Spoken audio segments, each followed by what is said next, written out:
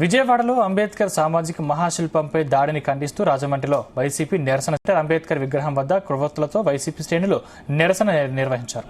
కూటమి ప్రభుత్వానికి వ్యతిరేకంగా నినాదాలు చేశారు.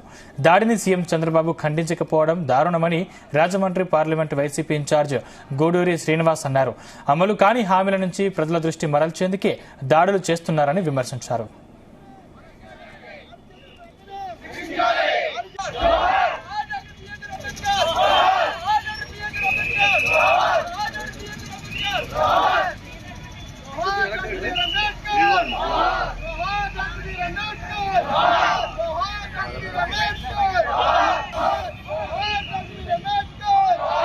ఇప్పటివరకు చేసిన అభివృద్ధి కానీ ఏమీ లేదు. అనేక హామీలు ఇచ్చారు, అమలు చేయాలని అమలుకి అలవకాని హామీలన్నీ ఇచ్చి అబద్ధాలు చెప్పి దుష్ప్రచారం చేసి అధికారంలోకి వచ్చిన ఎన్డీఏ కూటమి ఈ రోజు ప్రజలకు ఇచ్చిన హామీలను మమ్ము చేస్తూ ప్రజల దాన్ని మళ్లించడానికి ఇలాంటి దాడులు నిర్వహిస్తారు. గతంలో కూడా ఈ రాష్ట్ర వ్యాప్తంగా అనేక మంది దాడులు